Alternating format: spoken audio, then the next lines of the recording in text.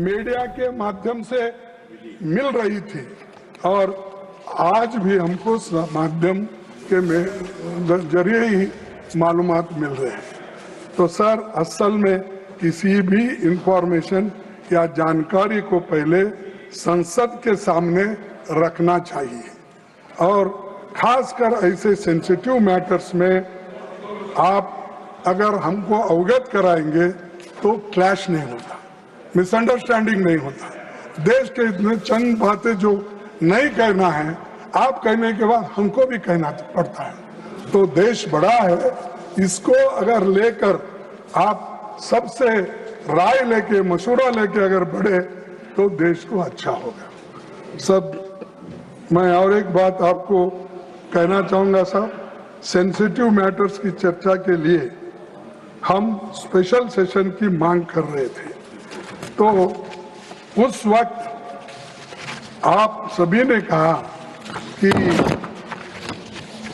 हम इस बात को, हाँ, जो हमने आपसे रिक्वेस्ट की थी तो आपने ये बात को आप कह रहे थे।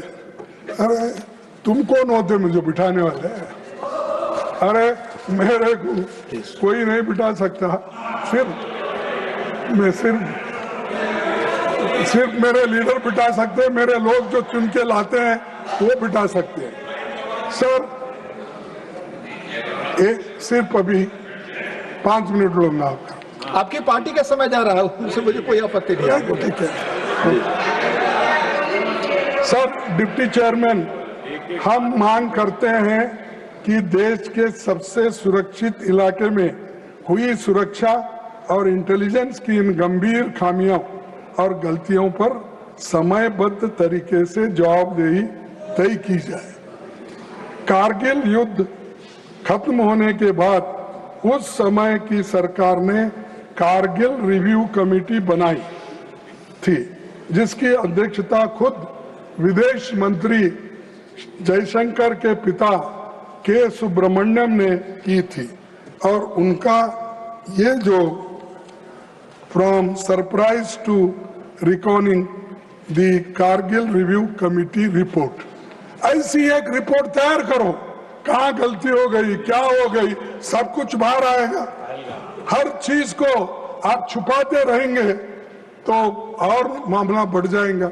ये तो उन्हीं के पिताजी ने वाजपेयी के समय पर रिपोर्ट तैयार की थी, तो कम से कम वो कीजिए, इसको ढूंढ निकालिए क्या गलतियां हो गए। तो ये भी आप करने को तैयार नहीं है। सर, दूसरा मैं आपसे विनती करूंगा कि इस कमेटी ने 15 दिसंबर 1999 को रिपोर्ट दी और 23 फरवरी 2000 को इसे दोनों सदनों में रखा गया। हम डिमांड करते हैं कि इस मामले में भी ऐसी ही समीक्षा हो। हम डिमांड करते हैं, आप रखिए, किसकी गलती हो गई, किसकी चीख, ये देश के इंटरेस्ट में है। हमको ये नहीं चाहते कि आपको ह्यूमिलेट करना या आपका इंसल्ट करना, आपको कुछ कहना, नहीं, वो हम नहीं सीखे। हम मदद करने का सीखे हैं, लेकिन किसी को दोष देने का नहीं सीखे। देश बड़ा है, इसीलिए हमको मिलकर काम करना है।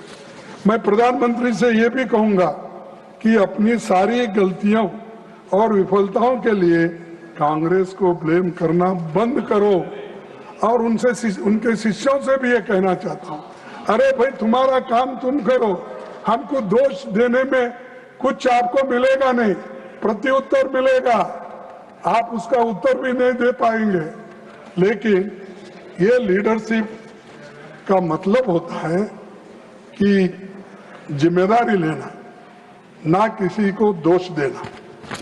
आप लीडर्स हैं, आप जिम्मेदारी लो।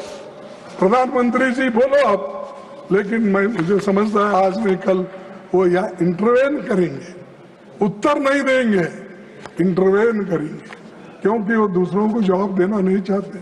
वो छोड़ दिए अपने दोस्तों को, मिनिस्टरों को, तुम जाओ कुछ भी कहो और जो आपको कहना है, तो मैं आकर फिर बाद में कुछ। ये कोई प्राइम मिनिस्टर आज तक ऐसा नहीं है, कभी ना कभी डिबेट में पार्टिसिपेट करता ही है, लेकिन 11 साल में इन्होंने कोई डिबेट में पार्टिसिपेट नहीं, घर में आके बैठते नहीं सदन में, और अगर आए तो भी वो, मैं उस हाउस में बोला था एक बार, वो जब आ रहे थे तो सुषमा स्वराज जी ने बोला कि आ गए, उनका दर्शन लो, उनके बोले, तो मैं बोला दर्शन लेने को क्या वो भगवान है?